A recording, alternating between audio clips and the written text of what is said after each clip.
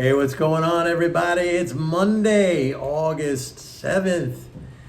And I gotta say, I was kind of surprised by today's price action, that strong rally, because I really have been expecting the market to cool off and pull back. We had, Apple. Apple was down hard again today. It's having, I think they said something like the worst start since 2020. I sold out my Apple shares at around 193, and today I was buying some of those back. I mean, it's come down quite hard.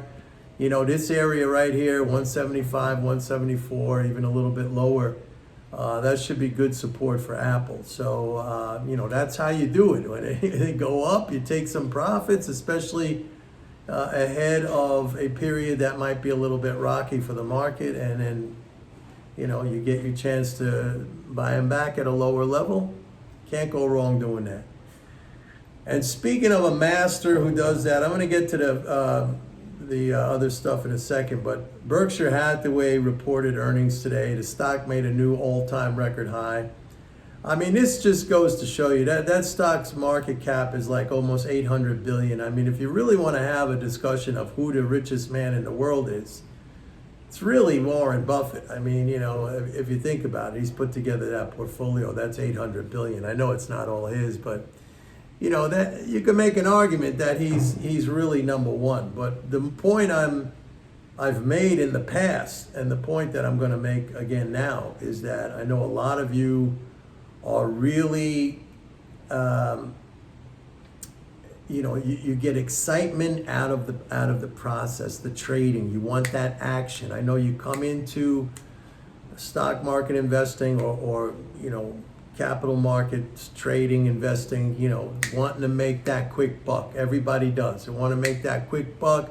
They like the excitement of it. They think they're in it for the money, but going in with that motivation, going in with that rationale, even if more than likely you're not even aware of it, you think that your rationale and your motivation is 100% about making money. But I've seen this, and I've gone through this myself personally, where it was really all about the action. You wanted to be in, out, in, out, in, out, talk about it to people. I'm this savvy trader. I play the market in, out every day. Sometimes many times a day, with 10 fucking screens in front of your face and tick charts going. I mean, that is just, you gotta pull back from that. And I think one way to do that is, if you want to get some perspective, is to take a look at a guy like Warren Buffett, who has built this amazing, amazing fortune in nothing other than stock market investing. And he wasn't one of these guys who, stumbled on the next Amazon or the next Apple. I mean, basically, he built his fortune through savvy investing into very established name companies. For a long time, he had Coca-Cola. He may still have Coca-Cola as a holding. I mean, that is, you can't even come up with an example of less technologically oriented. Coca-Cola is a very basic. They sell colored sugar water. I mean, come on.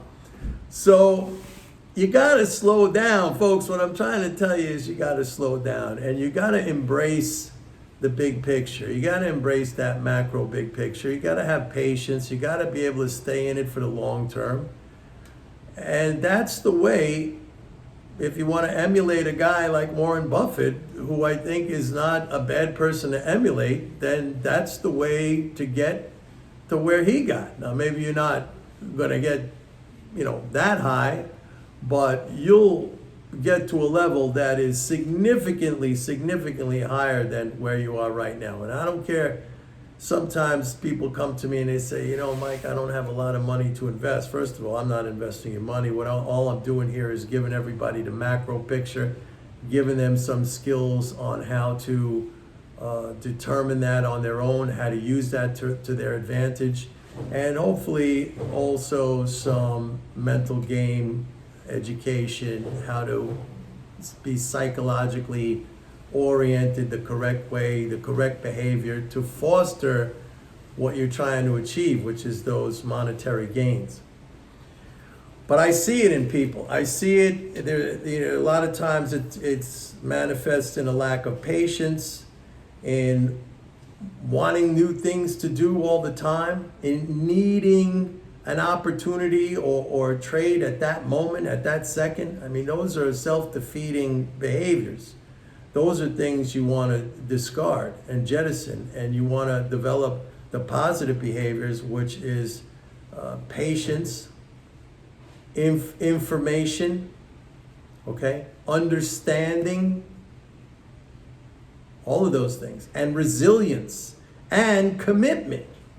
I mean, the last one is extremely important. If you don't have commitment, you're never going to get to that. You're never going to reach that goal. And it doesn't matter. It has nothing to do with the quote unquote system. I've spoken many times about people's pursuit of the system fairy, right? Like there's some magical system out there that's going to pick you up in a ball of cotton and carry you across the finish line with hardly any stress and hardly any worries. And it's just going to be profit after profit after profit. Maybe once in a while take a little tiny loss with your very safe stop losses. That doesn't happen. That doesn't exist. I'm not saying there aren't systems that don't make money. There are. But most human beings can't follow their systems. One of the easiest systems in the world, which has been proven to make money, is just a simple moving average. But there are such huge lags in that. Not even that. Let me take that back. The thing where, and believe me, I dabbled, more than dabbled in those things. Every combination you could, 5 and 20, 50 and 100, 100 and 200, 3x5 point and figure charts, everything. I dabbled in them all. I shouldn't even say I dabbled. I think I was big time into them all.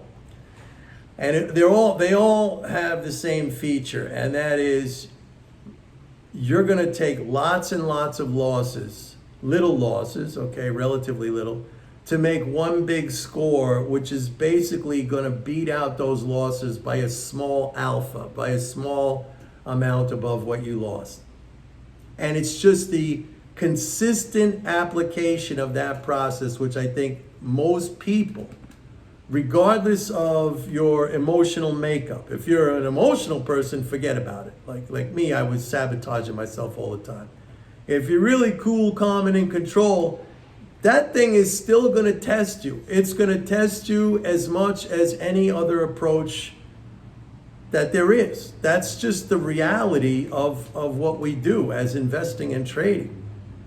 You're going to get tested, and you're going to have to develop some resilience, and you're going to have to develop some patience. Now, for me, what I've found is that if I have an understanding of the macro picture, I always say the macro picture, that's the first derivative. And within that macro picture, see, it's almost like quantum mechanics. You got the atom, then you have these, subatomic particles, all these things that make up the atom. Underneath the big picture, which is like the first derivative, is like even the derivative before that, which is the fiscal flows. That is literally the supply or removal of financial assets to the non-government, to the economy. And that's the engine that drives everything. Like every system has some kind of an engine. Every system has something to propel it. If you look at, we're in the period now of tropical storms, hurricanes. What is the engine there? The engine is heat. It's hot ocean water that rises very quickly, hitting cold, and then you get this vortex going on, and it's like a self-sustaining thing. The engine in that system is heat. The engine over here are those fiscal flows. That is the engine that drives everything. You have to have an understanding of that. And if you rely on mainstream media and the financial press, etc., you're going to get the completely wrong understanding of that. And you're going to fall into a situation like so many others fell into over the last year with these rate hikes when they went bare. We're talking, folks, I'm not even talking about, laymen when it comes to investing, like your ordinary person, your little individual investor. And I've had conversations with some of you, like, who are very, very nervous and afraid along the way, and constantly raising the issue of rate hikes. And I kept saying, that's a two-edged sword. Yes, in the beginning, you'll get some negative impact from the discounting effect on financial assets, but then you hit that inflection point. And I always was telling you guys, I was saying, wait, we're going to hit the inflection point. We're going to hit the inflection point when the fiscal flows generated, right? There's that engine again. When the fiscal flows generated from the rate hikes start to exceed the discounting effect on financial assets from rate hikes. And we hit that point, and I told you in advance we're going to hit it. I told you when we hit it, which was October of 2022. I told you that the market was going to go back up. I said that engine now, it's self-sustaining, because we had to get through that period last year with the dramatic reduction in the COVID stimulus. I talked about it, that $2 trillion was drained from the economy. $2 trillion, that was a record decline in the deficit in a period of a fiscal year. But now I said we were going to stabilize. Okay, and spending is still at a level at least 30-40% above Trump, when the Trump presidency was happening, from 2016 to 2020, or 2017 to 2021, however you want to date it.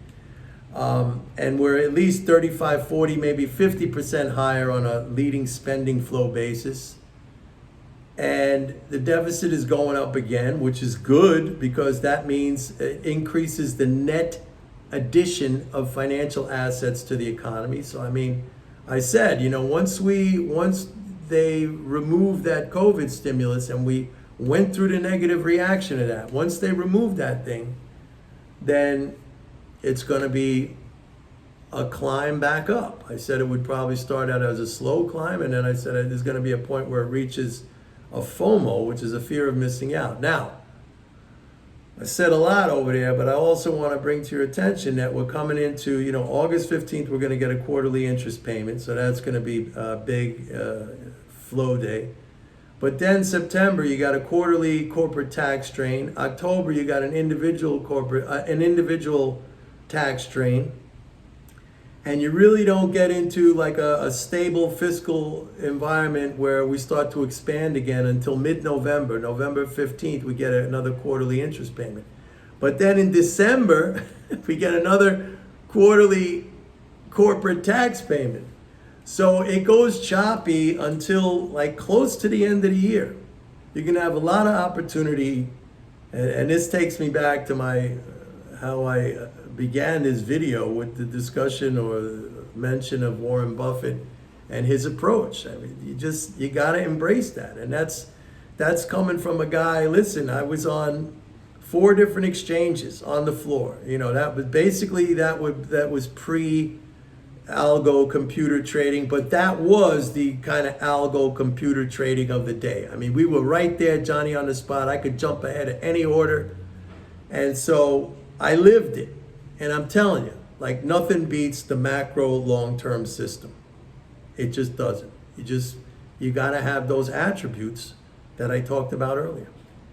Anyway, it's kind of long-winded video today. I hope you enjoyed it. And don't forget, go to my website, pitbulleconomics.com. Sign up for a 30-day free trial of MMT Trader. I have courses on there too. Bye.